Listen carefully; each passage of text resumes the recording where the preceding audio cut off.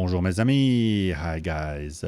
Peacock, the well-known caliber producer and now a watchmaker from Dandong in China, founded in 1957, flexes its manufacturing muscles with this exploration series called Plumage Gaze, first Chinese-made integrated 904L steel case sports watch featuring proprietary free-sprung tourbillon. Let's zoom on it right away. 3 dial colors will be available. This salmon, the bright white and the ice blue, each individually numbered and produced in only 66 pieces.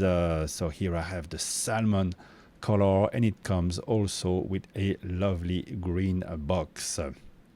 The dial features an eye-catching peacock-inspired guilloche requiring over 3,000 individual engravings performed by skilled artisans.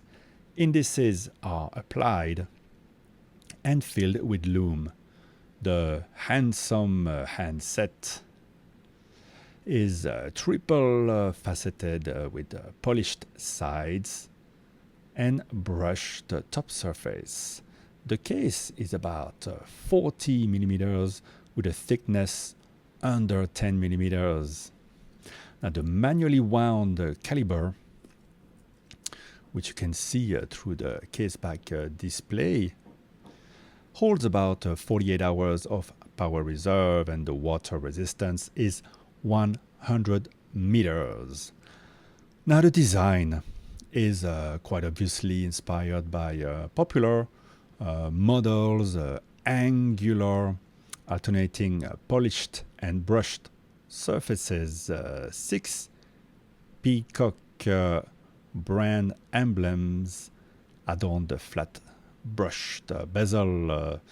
The bracelet is very handsome, tapering at first and then settling to a steady 18 millimeter all the way to the discreet clasp, which is signed, of course. Now appreciate the many elegant polished bevels, not just running along the case down to the bracelet, but also within each link that at times will catch the light. Let's get really close so you get all the details.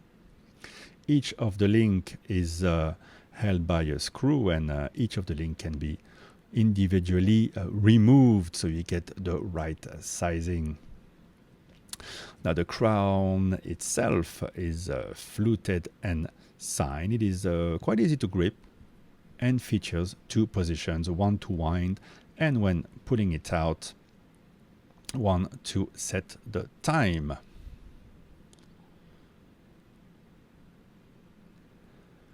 Reading the time between each 5-minute applied marker is actually possible using the guilloche cuts, but it's not as clear as a minute track would be, quite obviously.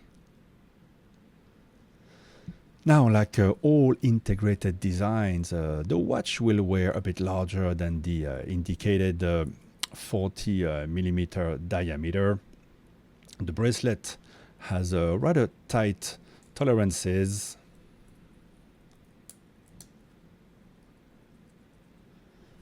and hairy customers, hairy-wristed customers like me might want to consider some manscaping to avoid inevitable hair pulling, particularly when putting on and off the watch. On the wrist, though, the watch is well planted, and it feels good. The weight is not unsubstantial, but it's not overbearing either. The price now is very competitive at 3,350 US dollar and will likely fulfill what you expect from free-sprung, yes, free-sprung balance, tourbillon adorned steel sports with a complex dial requiring many hours of work at this price point. Now, does the tourbillon fulfill its technical purpose of improved accuracy? I've tested on the time grapher. The watch shows strong amplitude, close to 300 on the time grapher, and a low beat error in all positions. It runs a bit fast in all positions, about 7 to 10 seconds, and the rate tends to fluctuate even when the watch remains in one position. Therefore, I think it's more of a decorative feature than a technical improvement.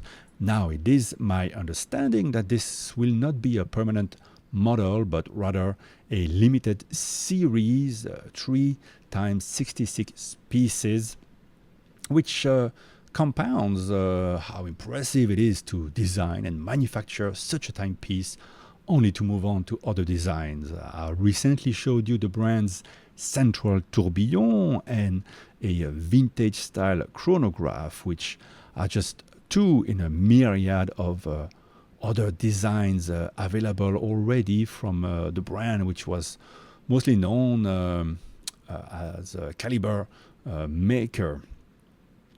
So continuity, I would say, in design is what creates a brand identity. So Peacock is definitely at a different phase where it mostly wants to impress with a succession of manufacturing prowesses rather than building enduring original model lines. I hope to see the brand move towards creating that design identity and focus on quality and accuracy. With that in mind, let me know what you think in the comments about the exploration series Plumage Gaze. Yeah, marketing also needs to come up with a name that rolls off the tongue a bit easier. Maybe something like Alpine Overseas or Royal Peacock, perhaps?